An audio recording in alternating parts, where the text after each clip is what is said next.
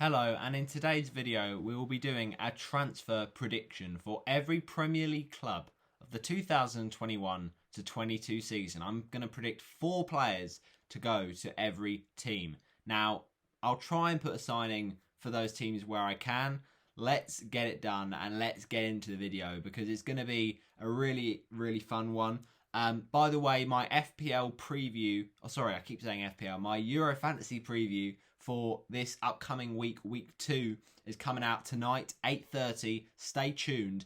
And of course, Portugal kick off in just 50 minutes time. But basically, I'll be previewing my team. Now, I'll be honest, I looked at my team after the video was uploaded and I thought, actually, it was not that good. So I've changed a lot of my team. So it's in the description. I will tell you about that, some juicy transfers. But let's start with Arsenal, shall we? Now, Arsenal, they are a team that do struggle to make those passes in the final third. So I think they need to get themselves up the pitch and really get into that final third. They were not good enough last season, and really 8th spot is not really where Arsenal should be finishing, a club of their size. So, they were ranked really poorly in that statistic, and I think a lot of people talked about Buendia. Now, obviously, he went to Aston Villa, so they've lost out on that battle. And I think that, with Arsenal, they just need to get that player who's going to be in defensive mid. And I've gone for Yves Bissouma. I think this is the kind of transfer window for Arsenal to go for it. The dream signing, of course, would be Jack Grealish, but I don't think it's going to happen. I think he's going to stay at Aston Villa, unless, of course, Man City offer a big bid. But I think Yves Bissouma fits Arsenal's team right. And you can say, oh, well, surely he's going to go to Liverpool. But I actually feel like Arsenal need the transfer more than Liverpool do. They've got other options, Liverpool, and I'll talk about that in a bit. But I'm going for Yves Bissouma from Brighton to Arsenal. I just think it fits that mould and it solves the problem of the defensive midfield. The next one up I've got is the man that plays as a centre back, and he plays for Lille, and that man is not Gabriel. Funny one. He's already at the club. It's instead Romanique Kounamé, right? He actually plays for Ligue 1 club Troyes. He's actually a midfielder. So another midfielder for Arsenal. But I think it's still a good transfer, all right? Just hear me out. So the reason for this is that actually I think when it comes to it, Arsenal need that player who's going to dominate in the middle of the park. And I think Romanique Kounamé is that guy. Very good midfielder. The third player I've got as a suggestion for an Arsenal transfer. Now, this is interesting because it feels like this kind of transfer has been rumbling on for years and years now, and it's never quite got done. But I'm going for it. And that man, for me, is going to be the player in midfield that is... He's a very solid box-to-box player. He can, do both parts of the play very well. And he also does like to go very attacking and kind of take on those attacking roles. And I'm joking. It's not a midfielder. It's going to be a striker to help Pierre-Emerick Aubameyang and Lacazette, especially if Lacazette does end up leaving. So I'm going to go for a little bit from Sporting, SC Sporting right now. He is playing fairly well and doing a lot of important moments for Sporting. You might never heard of him, but honestly, I rate him very highly, and I think that he will do well at Arsenal. And that is Paulinho, Portuguese player, and I think that Arsenal need another man to get them the goals. So that's who I've gone for. Next up, though, we've got a fullback for Arsenal. Now, Cedric obviously was in and out of the team, not doing too well. They had a bit of problems there. They had to play Granit Xhaka at fullback, and Bellerin has not been lighting it up. So, with Tierney out injured right now for Scotland, obviously he'll want to be back soon as possible. But they need another fullback, I think, to really take that position, and especially on the left-hand side if Tierney's out. But, Tierney's the great player for them, so they need that right back to really dominate the team. So I think a right back that, that could really be the right call for Arsenal right now is not Rafael Guerreiro, but instead the man that is. Now, I don't know. I guess he can play in right back, but I'm going for it. It's going to be Achraf Hakimi. Now, I think this guy is absolutely quality. He's been linked with so many big teams. And you've also got people like Lucas Pieszczek, who's been linked at the right back. But I think Hakimi has been a very good player for Dortmund over the years. And I think he would help Arsenal defensively. So that's our 4 players done, I do believe. Let's move on to Aston Villa next. Now, this is an interesting one, right? This guy, I think that Villa now, if they do get rid of Jack Grealish, I think that he could, leave a big void.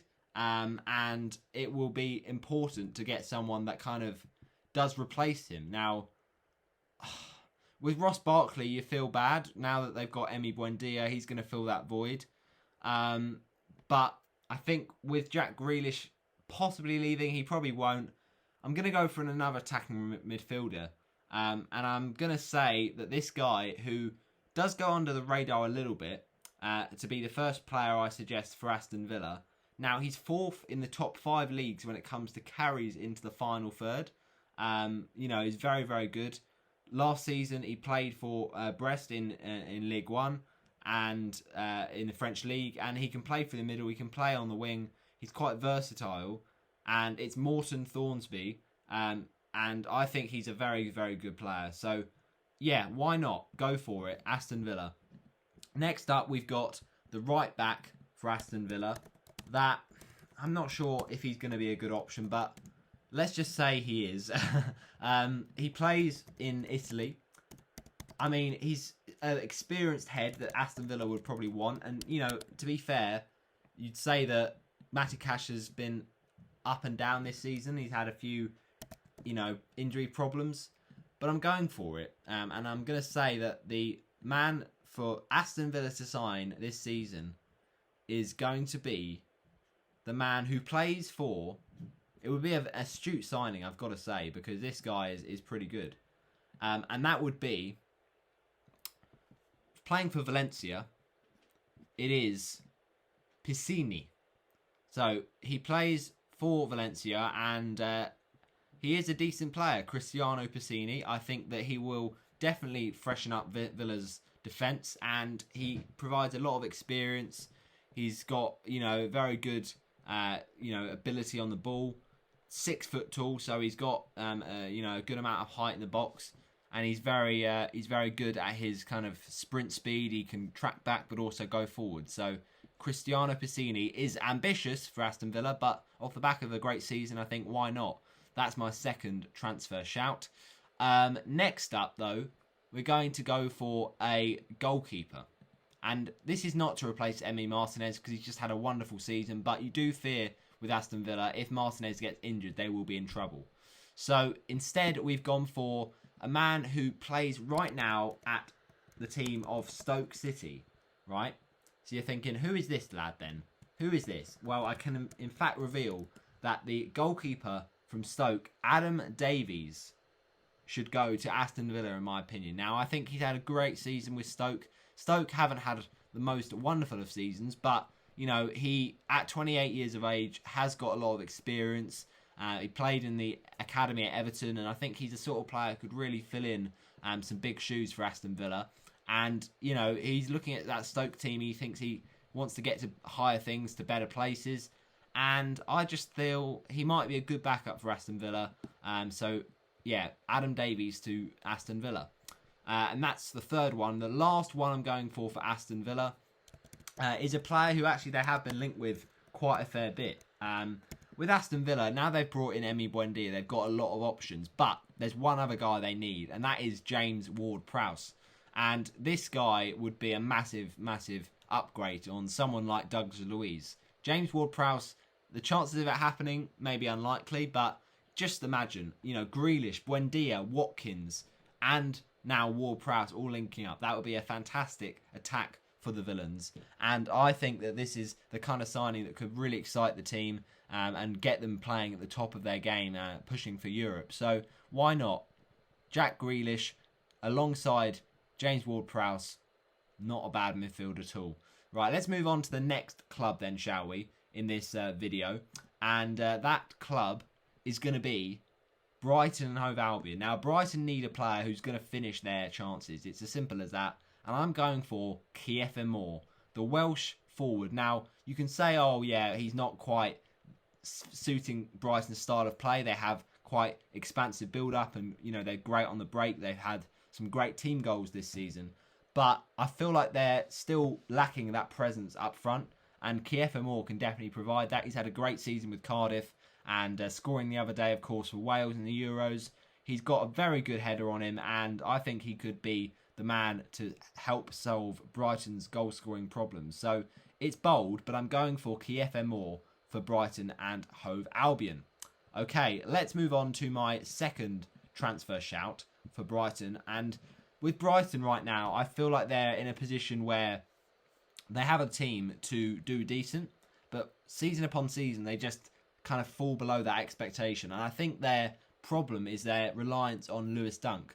If he doesn't play well, then that defence does struggle. Ben White obviously had a good season, but generally they do struggle in the middle of the defence. So who are we going to bring in as a strong, confident centre-back to partner Lewis Dunk? Well, it's not to say Ben White shouldn't play on the wing or on the wing-back position or, play most of the games, but we need another big hit head in this team and another big presence. So it's another bold one, but he currently plays for Roma, and I've gone for it. But the centre-back for Roma, who I think deserves more game time. I think he's certainly a player who shouldn't go unnoticed.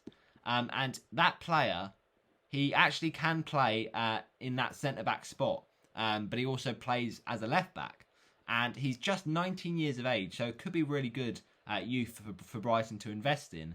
And that player is Riccardo Calafiori. He's, very good Italian player, and he is a wonder kid, really. Back in January, he was linked with teams like Man United and Juventus. And, he's had a lot of injury problems, a knee injury especially. But this guy could really be a great steal for Brighton. He's going to go under the radar. A lot of big clubs will forget about him now. And I don't see why Brighton can't appoint someone like this, someone that's young, wants to grow in the Premier League, and obviously you want to play for Roma, but if he's not going to play every week, then why not? He's only played 3 matches in Serie A from this season, just finished, and 5 in the Europa League. So, obviously you want a team that's going to be in European competition. Brighton probably won't do that, but at least you'll have Premier League football. You could have a loan deal where he just gets a bit more experience and then probably decides to stay on at Roma. But it would just be a nice buy for Brighton. So that's who I've gone with for the second player, I do believe, after Kiefer Moore. All right, let's move on to our third Brighton man. And this is another difficult one. With Brighton, it's always a conundrum of who do they need? Who do they want to kind of get those goals in the back of the net for? But we're going to go for a little bit of in the front of the team. Now, you can say, oh, well, that must mean a forward. But actually, I'm going to say a little bit of a forward from Wycombe Wanderers. I know, it's a bold one. As well as Kiefer Moore, we've gone with Uche Ikpeazu. Now, you can say for Brighton fans this is not a good signing, but listen to this. This guy has been a key man for Wycombe. Does he deserve to be playing League One football? Maybe not. And maybe you can say he doesn't deserve to be playing Premier League football, so you've got to edge him in slightly. But he's had a fantastic season for Wycombe Wanderers. He's been a man who's kind of been their go-to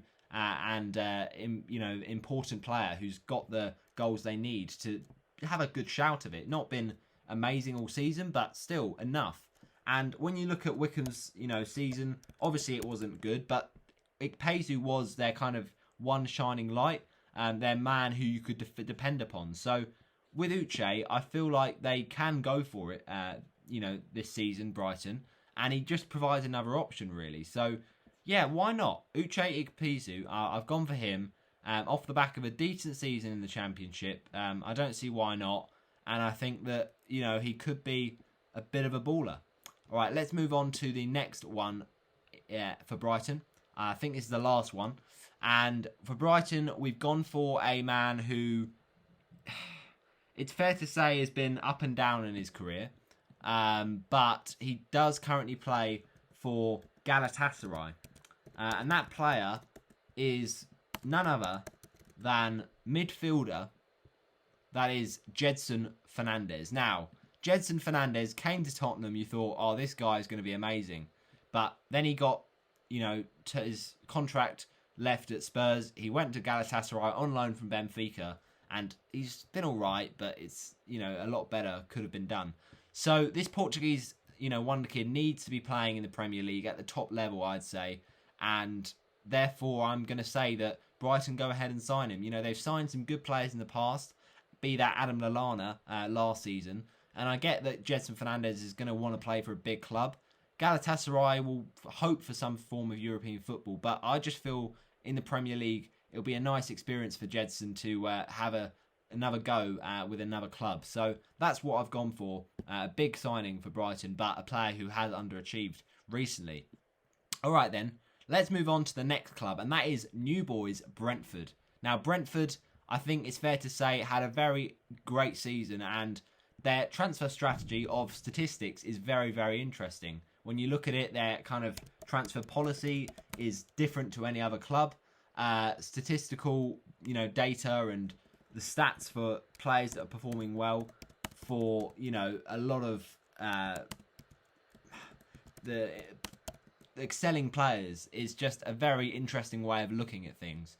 But I think Brentford need another forward alongside Ivan Toney, because otherwise they'll be far too reliant on him. Now, you might have heard this guy, you might not have, but he does play for Genoa, and that is Mattia Destro. Now, you can say, all right, well, he's decent, but is he going to actually play? Well, yeah, I don't see why not. He's got experience, and, at the age of 30, he will be a bit old, but Brighton the promoted teams have got these kind of older players before. You see Brighton with Glenn Murray, and they still got it in the locker. So Matteo Destro from Genoa, I think could make the move to Brentford. The next transfer suggestion we've gone is another interesting one. There's a few unknown quantities, and sometimes you think, get these players in, because I'm going to go for Bardet. I think that's how you say it. And his first season for Lens, he was really, really good. His stats have been impressive, which, links with Brentford's recruitment style. And Bardet is the man I've gone for. He's been impressive, 6'3", really powerful defender. And I think he's going to win a lot of aerial duels. So that is my second Brentford player that I've suggested. The third Brentford player, though, that I'm going for is, again, another player who is up and down. But I feel like this is certainly a one that we can, at least expect is realistic. But I'm going for it. We're going to say the forward, Johnson Clark Harris. Now, he has had a great season with Peterborough United. And I feel like, along with the last forward we went with, I think they need that kind of option in the forward line. They could play him on the left, Clark Harris, or the right, or up front with Toney. But he's just had a fantastic season, and I think he could really help with Brentford's march to the Premier League. That's my third Brentford player. And my final Brentford player, well, I am quite unsure. They've got a few decent players, especially in midfield right now, but I think they can make it a little bit stronger. So in midfield, we're going to go for the player who's been linked a few times with Brentford, and that player is a decent option. He plays sometimes in the middle of the park, but it is a player who went down with Sheffield Wednesday, and that is Barry Bannon. Now, Barry Bannon, all right, he's certainly not a spring chicken. He's got a lot of experience, and also he has been at Sheffield Wednesday for a long time, 31 years. But I still think he can do it in the Prem because, he made his debut for Aston Villa in 2008, and he is just a reliable, experienced player. The Scottish midfielder. So why not for Brentford? This could really help their options going forward. And of course, he is a great penalty taker. So give a bit of competition for Ivan Toney. That's my last Brentford player. Let's move on then, shall we, to the next club on the list. And that is Burnley. So Dwight McNeil, I think, is going to be so important to keep. And, when it comes to creating chances from, set pieces, I think that they can definitely do that. But I'm going to go for Harry Wilson. Now, Harry Wilson scored a lot of goals from outside the box from Cardiff and from Bournemouth in his time there. And I think someone who's going to take set pieces and also have that little bit of individual quality that Burnley sometimes don't have because of their style of play, Harry Wilson could be perfect. I just think, why not? Let's move on and let's actually say for the rest of this video, we're going to, apart from Watford, just limit it to one transfer because otherwise this video is going to drag on. But Chelsea, the striker situation, I think Dominic Calvert-Lewin is the man for them to get because it makes sense. He's just had a great season with Everton and Chelsea want to get a player who's going to put their chances away. Timo Werner's been a bit unlucky and he could be loaned out again because he's just not been clinical enough. Hakim Ziyech is going to embed into that team and you've got a lot of creativity around for Calvert-Lewin to finish his chances. So why not Calvert-Lewin to Chelsea from Everton? Right, let's move on then, shall we, to the next club, and that is Crystal Palace. And I'm not sure about Crystal Palace this season. They're going to need to bring in some big money and some big, star names. But one player they need is a player who's going to be attacking, who's going to offer them something going forward. And therefore, I've gone with a very interesting player from Nice. This guy is, very exciting and fast and very looking right now like a good option. And he plays as a forward, 23 years old. It is Alex Claude Maurice. Now, Maurice hasn't been on the, flames this season, but he's got a regular, side in the team. 30 matches this season and 4 goals from that. So I think if he gets more game time from the start, he can definitely do something here for Crystal Palace to get their goal threat up. Alex Claude Maurice. All right, the next team we've got to go for is Everton. And with Everton, let me know down in the comment section below what you're saying. But I think with Everton, it's got to be Pedro Neto. Because we could see, the manager of Nuno Espirito Santo move to Everton. We've seen that deal to Crystal Palace is now off. But I just think Neto suits Everton's style. And obviously he got that injury, which is unfortunate for his transfer. But I think Everton need to push for Europe.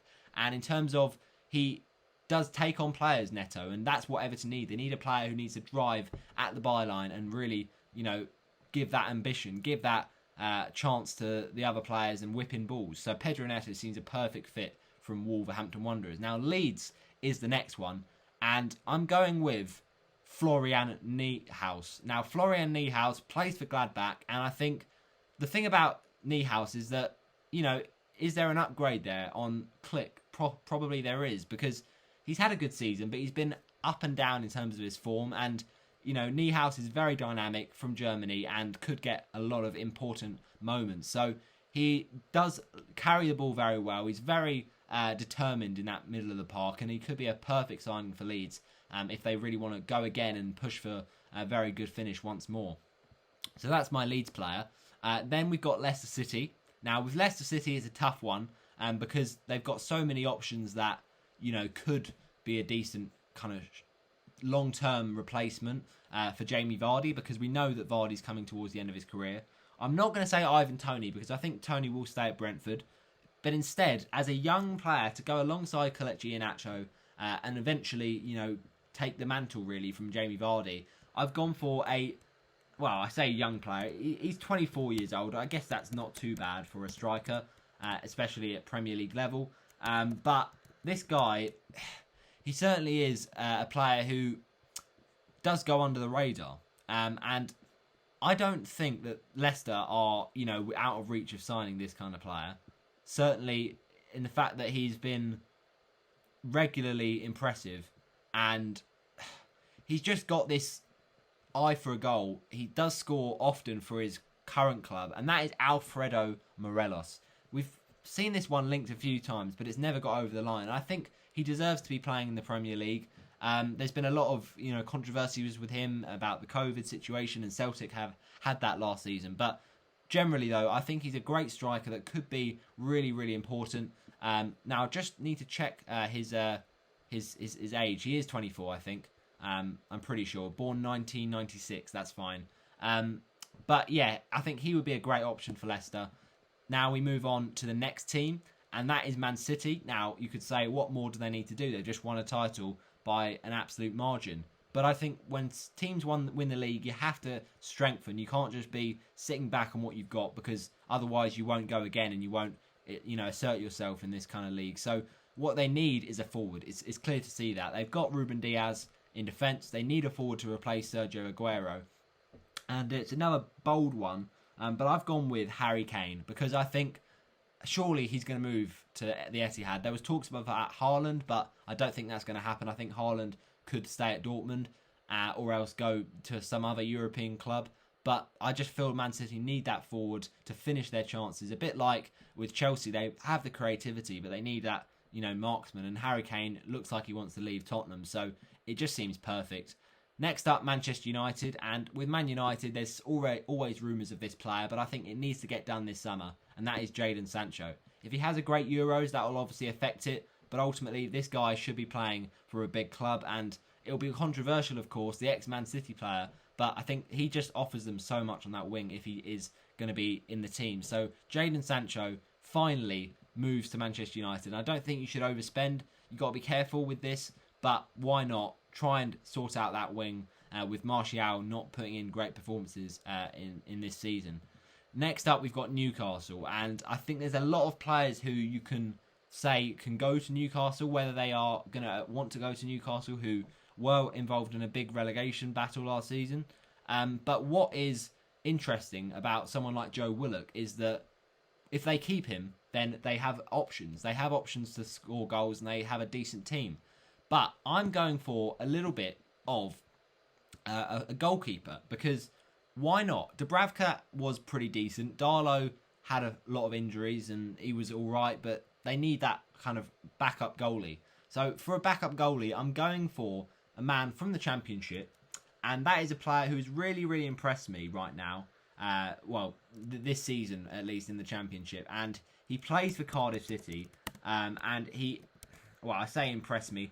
Most of the season he's been good, but not this season, it seems. Alex Smithies, he's made a few howlers, but I still think he's a good player for the Bluebirds. And why not get the move to Newcastle United? I know he's a bit of a veteran, but he could do it for Newcastle. So Alex Smithies is my recommendation.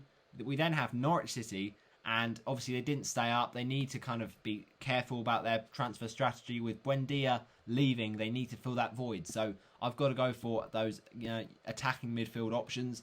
And I think that you can look towards the side of American football and the MLS for this, because we look at someone like DC United. They've got a lot of good options right now in midfield. So who am I picking for a transfer in for Norwich City? I'm going with Paul Arriola. Now, Paul Arriola, he is American, and he does play a really good position in that midfield. And he had a time at Swansea, but I think he can really excel at Norwich City. Now, you can say, all right, well, if he's been at Swansea and he's gone to MLS, surely he won't come back. But you never know with football, and I think that this guy could really be an important part of the puzzle for Norwich if they stay up. Paul Arriola.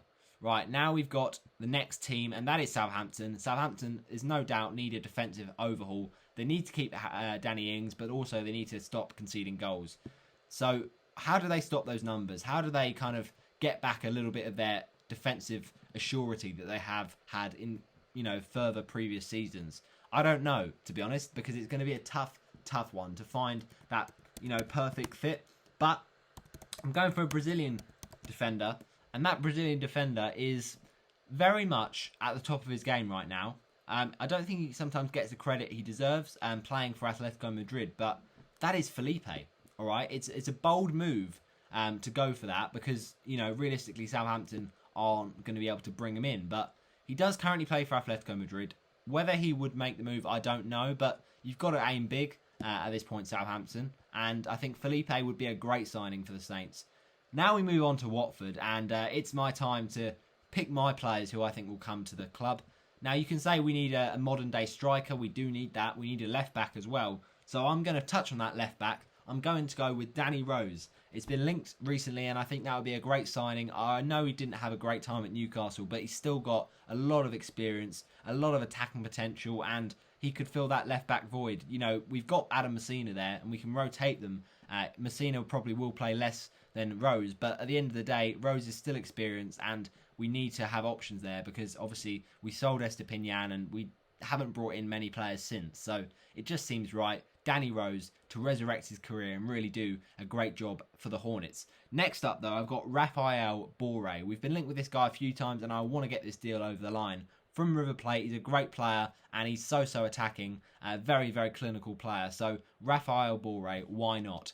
And finally, the last two options we've got. We've gone for, first of all, Elias Chair from QPR. I think he's an absolute baller. There's no doubting he's going to offer us a lot in midfield and on the wing. He just is so clinical and very, very versatile. He's got the pace, he's got the trickery. And finally, we've gone with Danilo. Now, Danilo currently plays for Brazilian side, and that is, I think it's Ferencváros. Am I right in thinking that? I'm not sure. Danilo, let me just check for you people. He currently plays for... Where is he? Deary me, we've seemed to have lost it. This is not good. Danilo footballer. Let me just find it for you people. Bear with.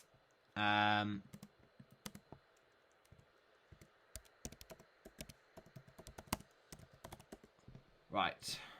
Here we go. So, Danilo, he currently plays for... is it Ferencváros? No. Or maybe it's... what is it? Fluminense. Yeah, that's the one. That's the one. Right. I think this is it. Danilo. So he currently plays for Fluminense. Danilo Barcelos is the name. And he's currently 29 years of age. That doesn't seem right. He can play as a left back or a midfielder. Maybe this is the right guy. Maybe this is the wrong guy. I don't even know at this point. But we're going to go for it. Danilo Barcelos. Now, he joined Fluminense in 2020, so he hasn't actually got many appearances. But I'm just going to go for it because I think we've been linked with this guy, Danilo, the next Richarlison replacement possibly. And maybe it's the wrong Danilo I've got here, but I know that it's some Danilo. Anyway, that is my Watford ones done. We finally got West Ham and Wolverhampton Wanderers to finish the video. And make sure you smash a like on it. West Ham, we're going to go for a bold one again, but they need to consolidate that top 6 spot if they can get it, which will be a bold statement. But they need that forward. They need that clinical man to support Antonio because he's doing it all in his own. Lingard can play a bit deeper in a position, but I think you've got to have a better forward right now for West Ham. So we've gone with a bit of an interesting one, a bit of a curveball, but I've got to say that Andre Pierre Gignac should go to West Ham. No, I'm joking. He's 35. I'm only joking. Chill out. Relax, West Ham fans, all right? Just chill. Now, instead, I'm going for a Turkish striker. Now, this guy is currently playing for Euro 2020, and that is Yilmaz.